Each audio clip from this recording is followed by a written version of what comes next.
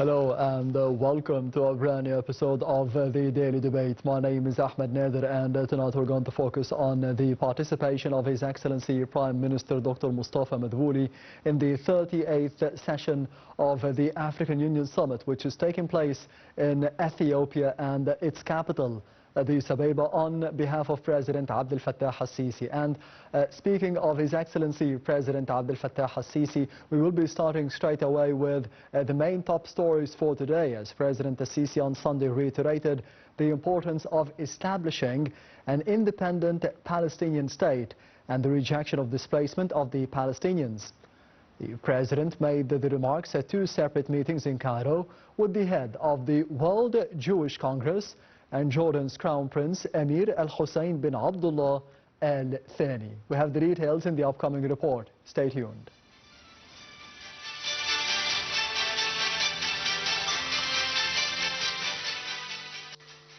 President Abdel Fattah al-Sisi on Sunday stressed the importance of an independent Palestinian state as the only guarantee for achieving long-term peace in the region. Speaking during a meeting with head of the World Jewish Congress, Ronald Lauder, in Cairo, the president reiterated the need for the establishment of the Palestinian state along the borders of the 4th of June 1967 with Jerusalem as its capital.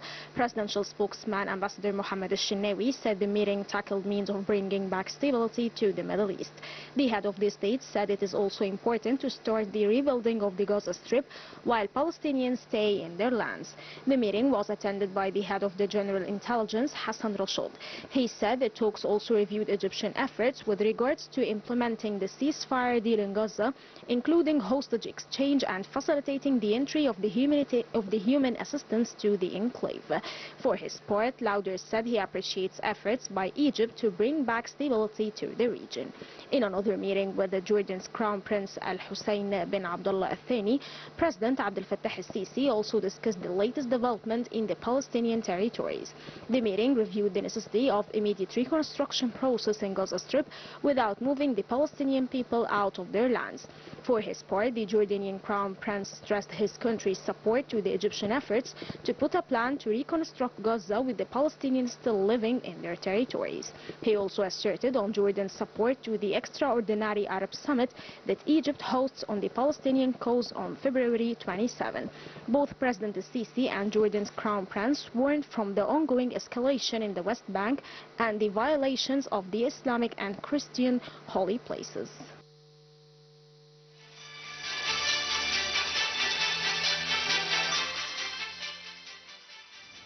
And still with the main top stories for today, as President Abdel Fattah al-Sisi held a meeting on Sunday with Prime Minister Mustafa Madbouly and the Minister of Higher Education and Scientific Research, Dr. Ayman Ashur. Presidential spokesman said that the meeting tackled the stance of national projects implemented by the Ministry of the Higher Education, including the establishment of the civil universities, digital transformation, and the digitalization of services. President al-Sisi asserted the necessity of focusing on converting the scientific research outputs into products that contribute in serving the national economy, as well as promoting a culture of innovation.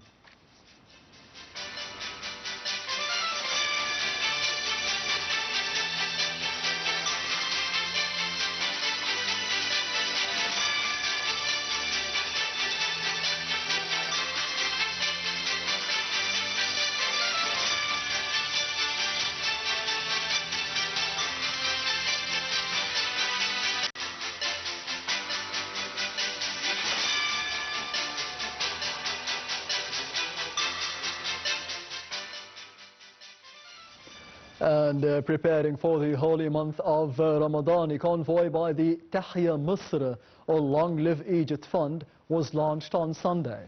The convoy, dubbed the Gates of Goodness, covers 27 governorates for the holy month of Ramadan. The fund also announced the launch of a humanitarian aid convoy for Gaza. The convoy for Gaza is being launched under the theme of Joining Hands for Humanity. Ministers, governors, senior officials, businessmen and representatives from the NGOs attended the event.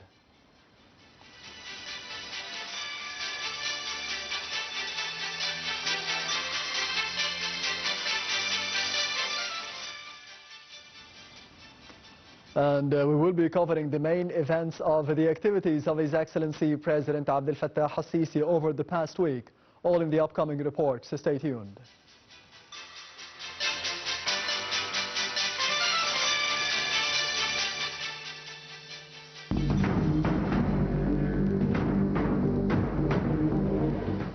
President Abdel Fattah al-Sisi sends a telegram of condolence to the President of the Republic of Namibia, Ngolo Mpumba, over the passing of the founder of the Republic of Namibia and its first president, Sam Nujoma.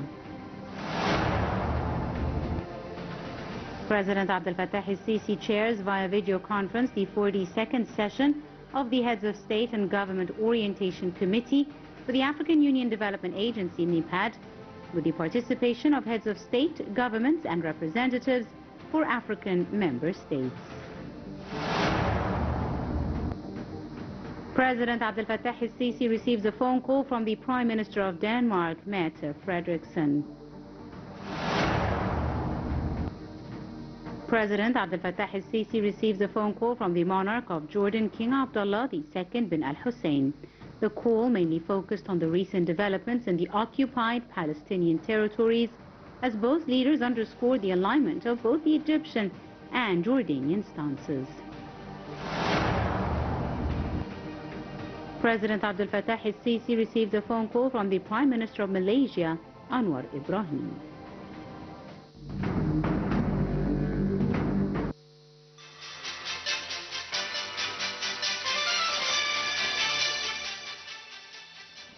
And we return once again to the main topic of the daily debate for tonight, focusing on the Egyptian enhancement of the African economic integration and development. We will be having more details in the upcoming report. Stay tuned.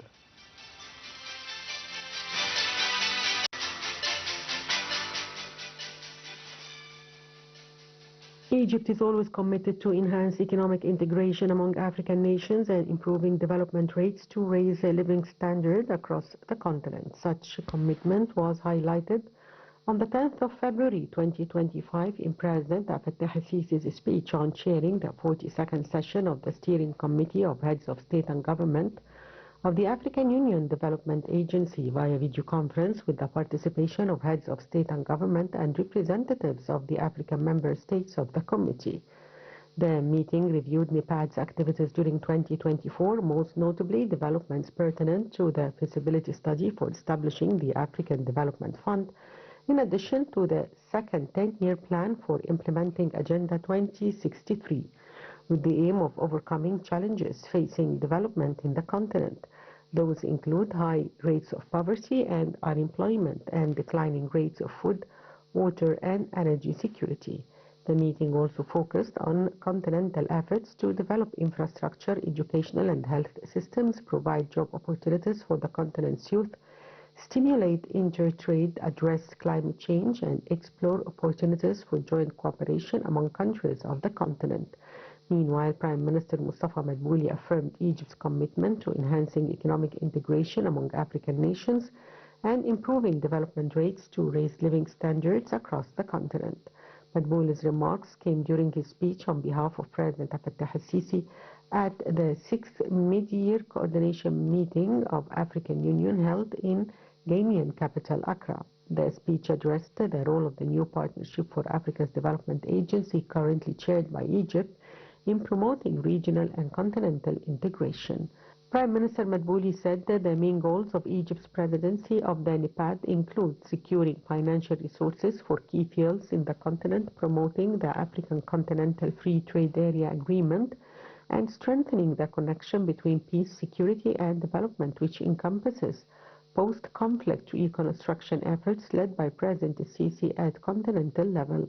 He added that despite recent advancements in peace, security and development, Africa still faces significant issues in these areas along with economic challenges.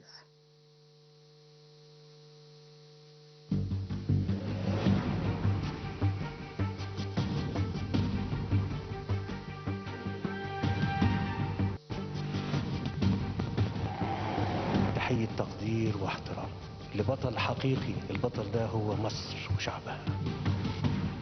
الحكاية مش حكاية لا حكومة ولا قيادة، ده حكاية كل مواطن في مصر. أكرمتوا مصر وشرفتوا مصر وعزيتوا مصر، انتم قتلتوا.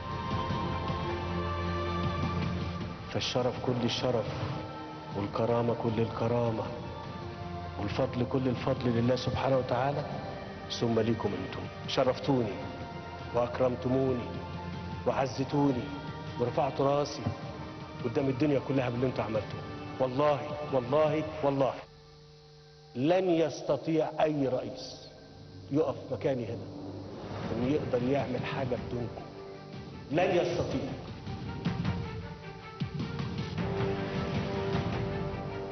قصه وطن يتحدث عن نفسه، شعب اراد الحياه فاستجاب له القدر.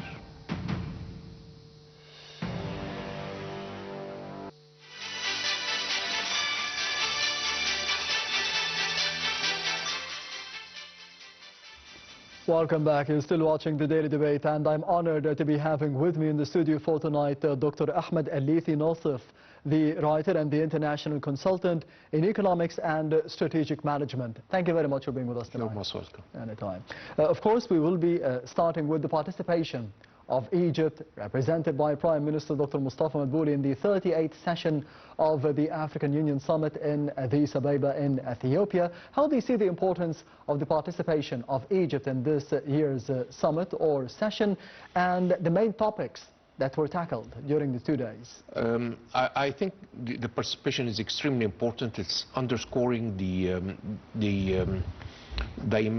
African dimension of the Egyptian diplomacy. So Egypt is indeed a multi-focus country. So we have the Mediterranean acts, we have the Arab acts, we have the Islamic acts, and then the African acts. So it is a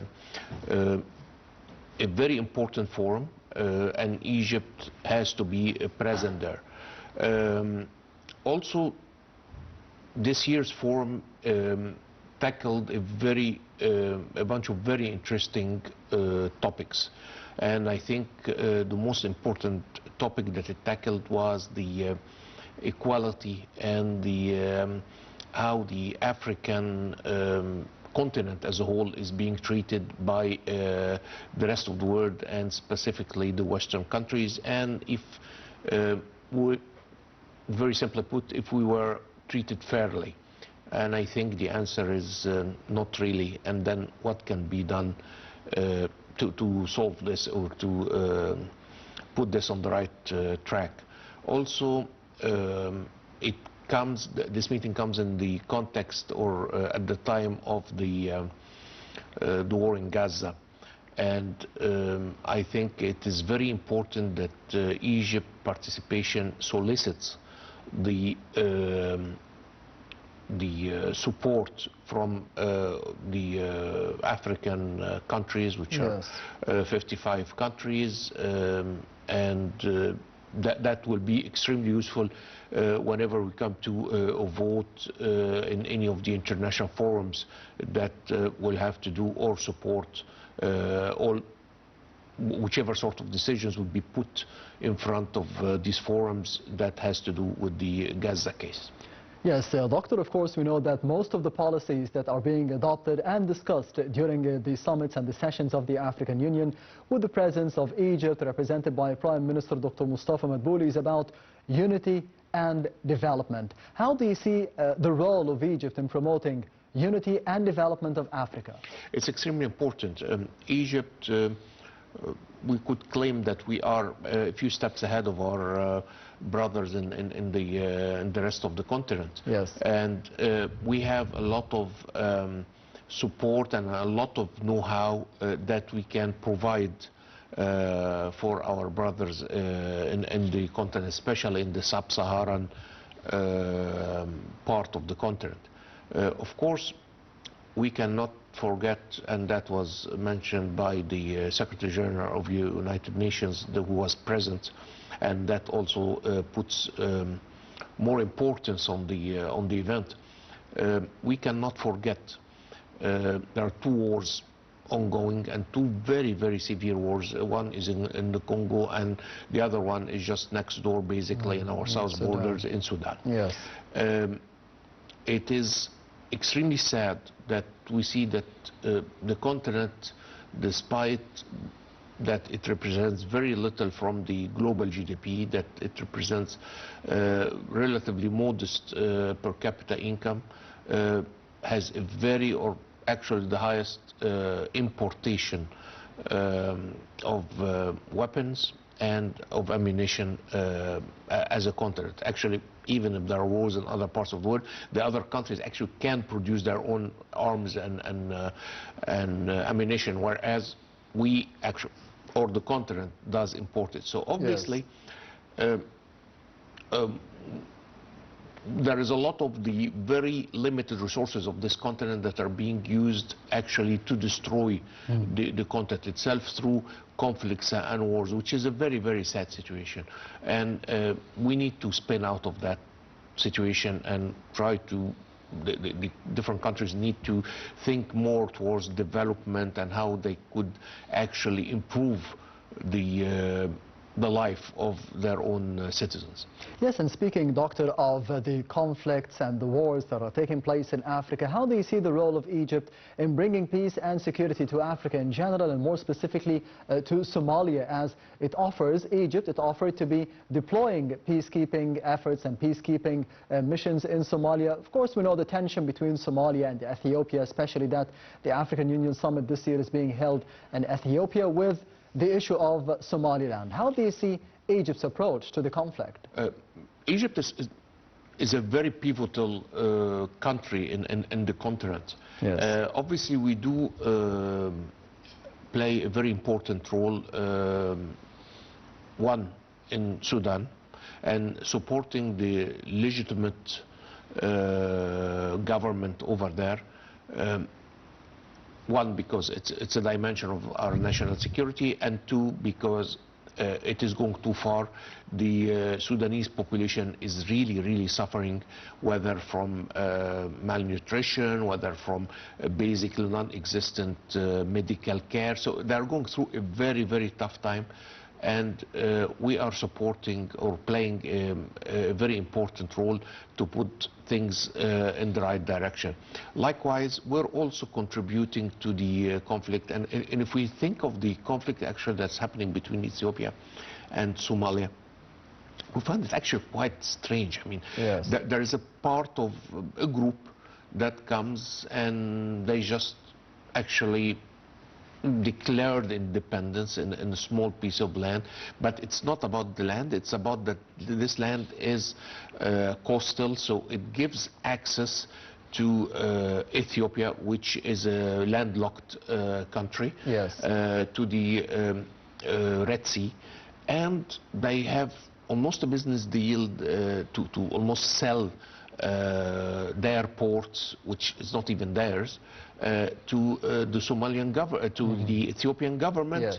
Despite that Somalia is a sovereign country, is a member of the Arab League of Nations, is a member of the United Nations, and we cannot allow this to happen. So Egypt actually is playing a mediation role, and we are actually present on the ground as part, under the umbrella of the United Nations, as part of the peacekeeping forces in that part of the world. Doctor, how do you see the bilateral relations between Egypt and the African neighbors, especially under the tenure of President Abdel Fattah al-Sisi for the past 10 or 11 years? How have they developed? They developed a great deal, actually. We've seen the first, if I'm not mistaken, summit between Egypt and Russia, and yes. Actually the President Sisi played himself personally a very important role to promote and actually give birth to such an event or such a forum, which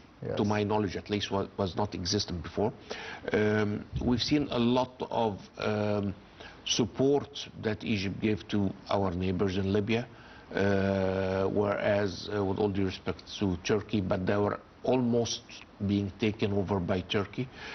We've seen the support we have in the case of Somalia.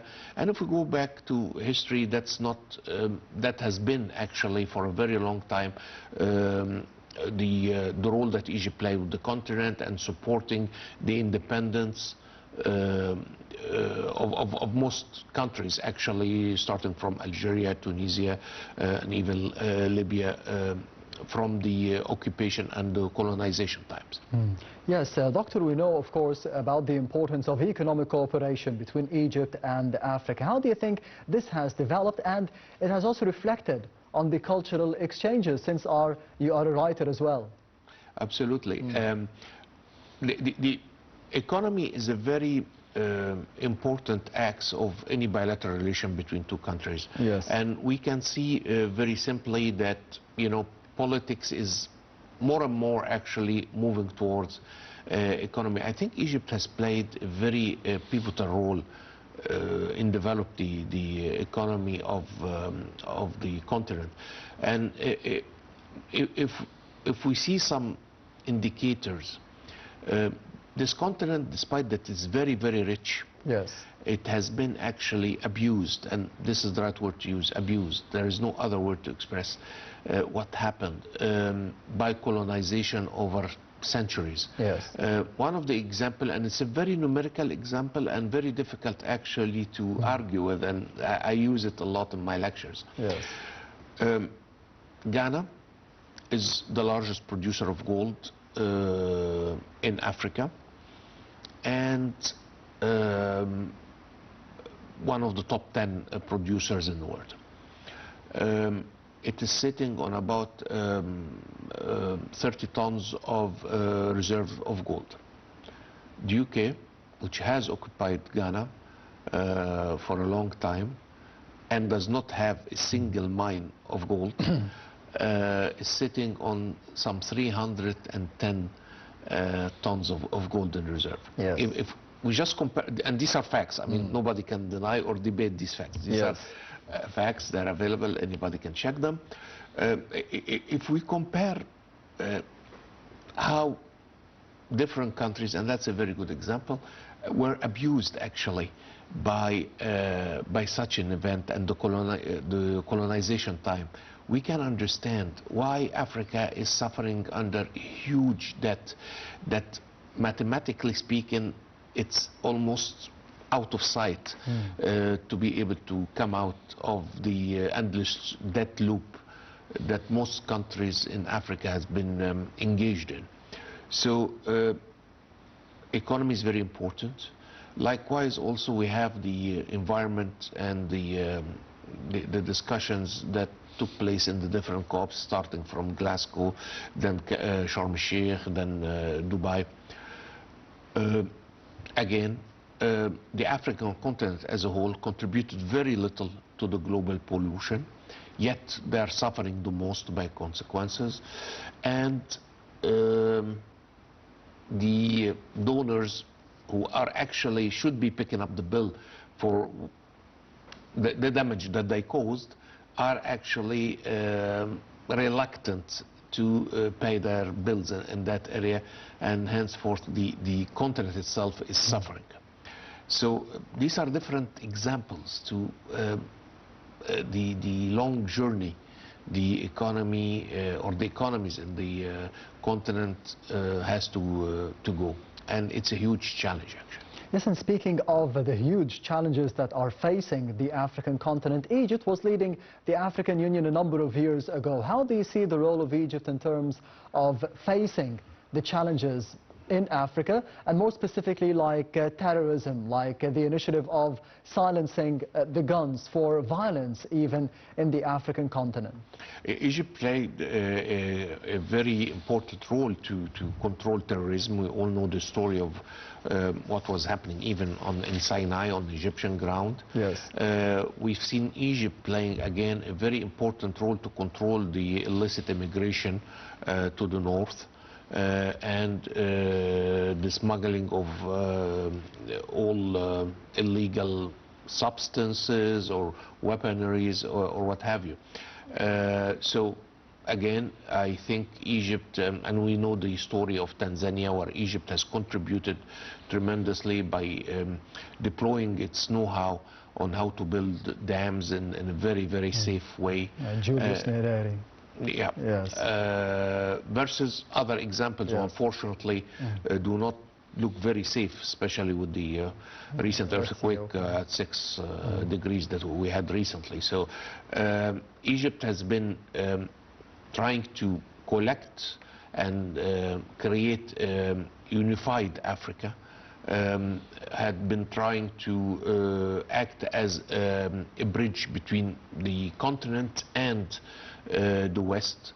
And it has been very, very successful. Again, one of the best examples is the efforts that the President Sisi, during his leadership of the African Union, has done with Russia, which is something, was a first time and was a pioneering, actually, exercise that His Excellency has done. And we haven't seen one or something similar since that time. And of course the alignment on the political positions is very important, especially with everything that's happening nowadays and the different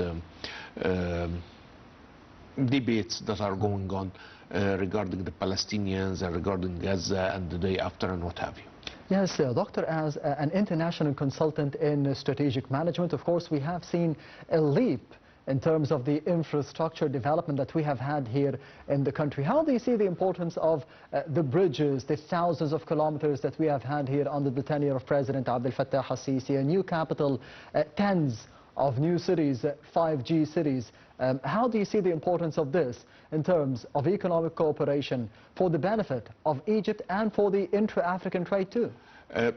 This is part of development and evolution and part of our roadmap as an Egyptian economy to take the country to the next step.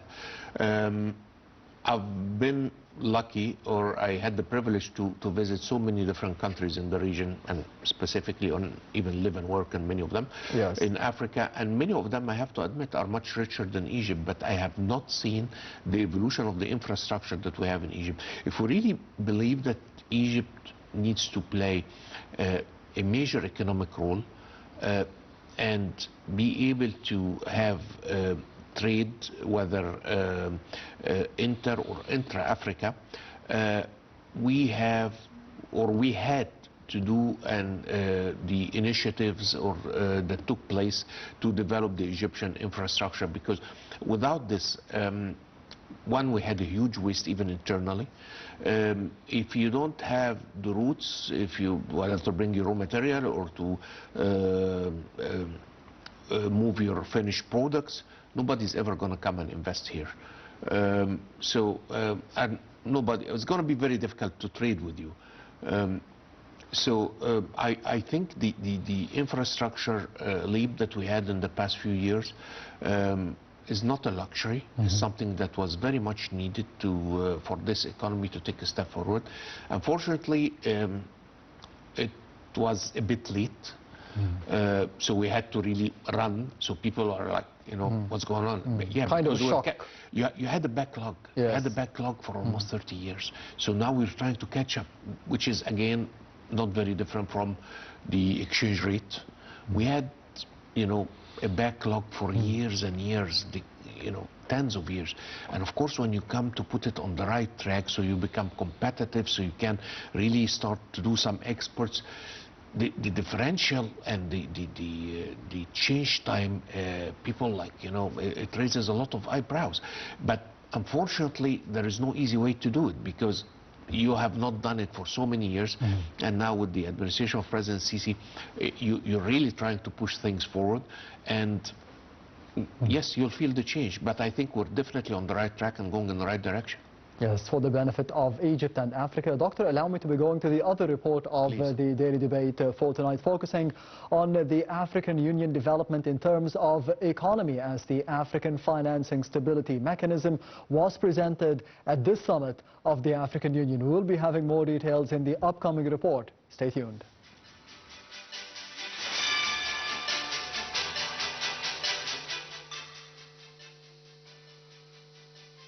The African Development Bank is set to present a groundbreaking initiative at this year's African Union Summit to address the continent's pressing liquidity needs for debt refinancing.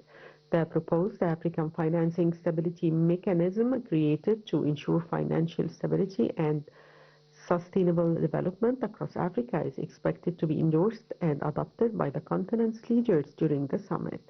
The 38th ordinary session of heads of state and government is taking place from 15th to 16th of February 2025 in Addis Ababa, Ethiopia, under the theme Advancing Africa's Development Agenda. Africa remains the only continent without a dedicated regional financial mechanism to mitigate debt refinancing risks. Africa therefore needs a regional safety net to provide affordable debt refinancing liquidity at scale. Since 2010, Africa's public debt has nearly doubled, with many nations increasingly relying on non-concessional and short-term borrowing, leading to widespread debt defaults. The bank estimates Africa's short-term debt retirement or refinancing needs at $10 billion yearly over the next decade. Access to financial markets remains a key challenge for African countries, which often face significantly higher liquidity access premiums compared to other regions. This is due to domestic economic factors and external financial conditions. The push for the AFSM began in 2022 when the African Development Bank proposed idea, leading to a formal mandate from the African Union Assembly of Heads of State and Government to establish the mechanism. Over the past 2 years, the bank and the African Union Commission have engaged in extensive research and consultations without member states. African Development Bank President, who is leading delegation of the bank's senior management team to the summit, presided over the launch of the AFSM, for which he has been a staunch advocate. On the sidelines of the summit, the bank launched 2025 edition of its Africa's Macroeconomic Performance and Outlook report on Friday, showing a balance of improved performance of countries and the persistence of risks amid global shocks. Real GDP growth is projected to accelerate to 4.1% in 2025 and 4.4% in 2026, driven by economic reforms, declining inflation, and improved fiscal and debt positions. However, geopolitical tensions, structural weaknesses, climate-related disasters, and prolonged conflicts in regions such as Sahel and the Horn of Africa continue to pose significant challenges.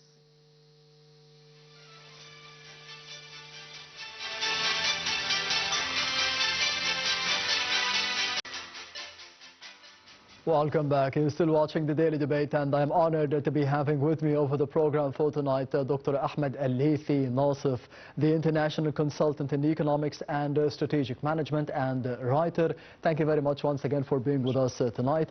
In the past report, we have heard about the African Financing Stability Mechanism for the African Union. How important is it to be having a mechanism for financing the challenges, more importantly, in Africa? Because, as you mentioned, we have a lot of financial problems and fiscal problems within the continent. There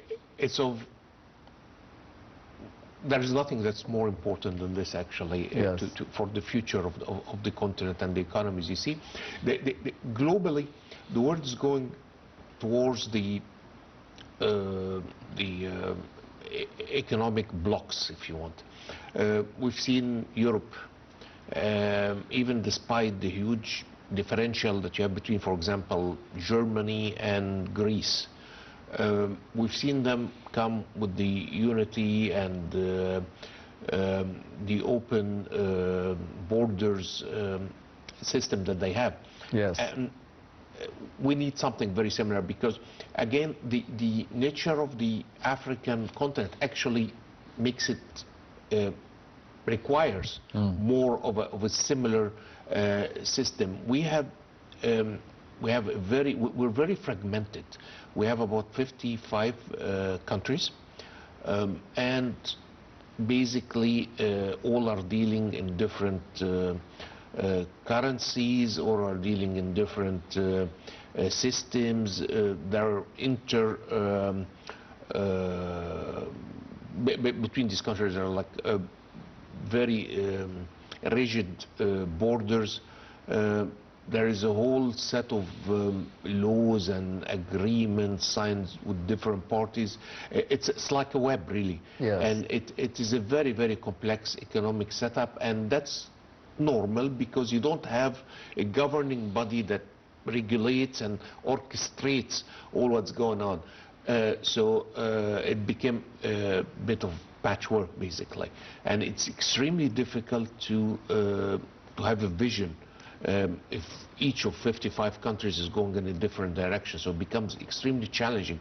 So we definitely are in severe need for such a governing body in the continent. Yes, Doctor, the 38th session of the African Union Summit is being held under the title of Justice for Africans and for People with African Descent.